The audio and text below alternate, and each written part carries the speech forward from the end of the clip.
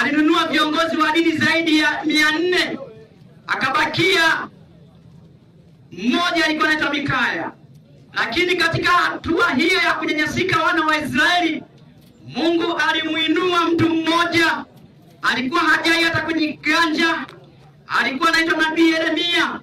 Mungu akamwambia Yeremia, usiogope kwamba mimi ni mdogo, maana mimi nimekuinua ya kwamba ukabomoe, ukavunje, ukaharibu na kusambaratisha mifumo yote ya ukandamizaji na unyonyaji, kusudi ukajenge, ukaimarishe na kustawisha mifumo ya haki katika nchi yako.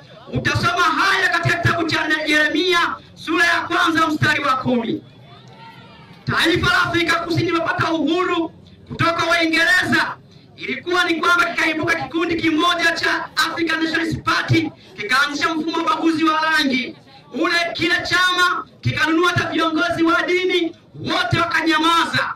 Wale watu wakaanza kuua watu, wakaita mfumo wa ubaguzi wa rangi, wakanyanyasa watu, wakamfunga Nelson Mandela kama wamemweka Lissu ndani, wakamfunga Walter Sisulu, wakaweka kina Gilbert Mbaki, wote akina Oliver Tambo wakaikimbia nchi, wakawaua akina Stephen Biko, wakaua akina Chris Hani. Lakini Mungu alimuinua mtu mmoja. Waliwanunua hata viongozi wa dini. Viongozi wa dini walileta kwenye madhabahu, wanasema mfumo wa ubaguzi wa rangi umekubaliwa na Mungu, umetoka kwa Mungu. Lakini askofu mkuu wa kanisa Anglikana wa jimbo la Cape Town, Desmond Mpilo Tutu, akasimama na majoho yake, akaandamana kule Soweto na kutangaza sauti ile katika upweke mwingi, kwa sababu ilikuwa ni sauti ya Mungu. Mungu akamuinua Desmond Tutu na watu wengine. Utawala wa ubaguzi wa rangi Afrika Kusini ukadondoka, usisimame tena na milele hujasimama. Niwaambie mfano wa mwisho tu. Amerika Kusini kulikuwa kuna nchi moja inaitwa El Salvador. El Salvador ilipata uhuru kutoka Italia, kwa Hispania. Lakini iliibuka utawala wa kidikteta, unatesa watu, unanyanyasa watu, unaua watu. Viongozi wa dini wote wakanyamaza kimya. Mungu alimuinua askofu mkuu wa jimbo kuu la San Salvador, alikuwa kanisa la Katoliki, alikuwa anaitwa askofu mkuu Oscar Romero. Oscar Romero alipambana na utawala ule. Alipokuwa akihubiri katika madhabahu, alipigwa risasi, akadondoka na kufa pale pale. Baada ya kufa, damu yake ilimwagika. Utawala wa El Salvador ulibomoka, usisimame tena, haujasimama tena. Tanganyika ya kwako, Tanganyika ya kwako ilipokuwa katika kupigania uhuru, watu walikata tamaa. Lakini padri wa kanisa Katoliki alikuwa anaitwa Father Welsh, alimwambia Julius Nyerere, akampa Julius Nyerere siri ya ukombozi. Ndipo Nyerere akajiuzuru Pugu, akatembea dunia nzima mpaka Umoja wa Mataifa, tukapata uhuru bila kumwaga damu.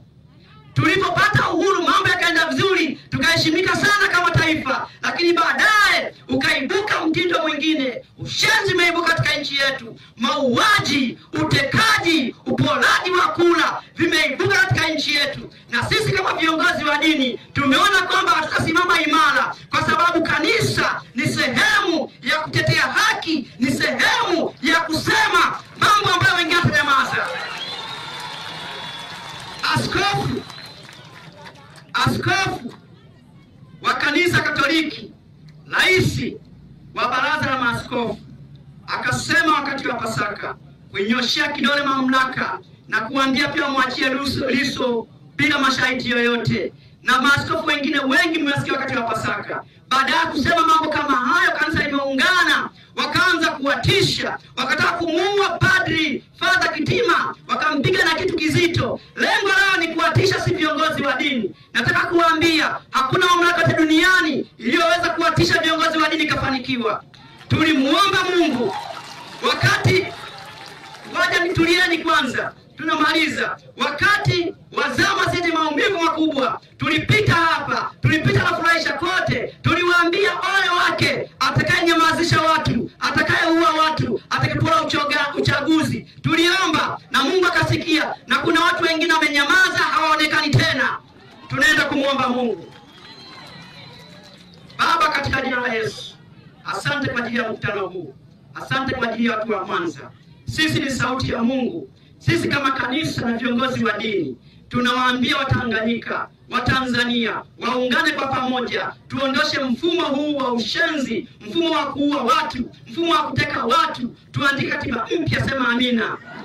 Yeyote atakayeamrisha vyombo vya usalama, iwe ni jeshi la polisi, iwe ni magereza, iwe ni usalama wa taifa, iwe ni JKT, iwe ni jeshi la wananchi, iwe kikosi kingine chochote cha asili, ili kuteka, kuua, kutesa na kunyamazisha watu, akafedheshwe yeye na watoto wake, kizazi cha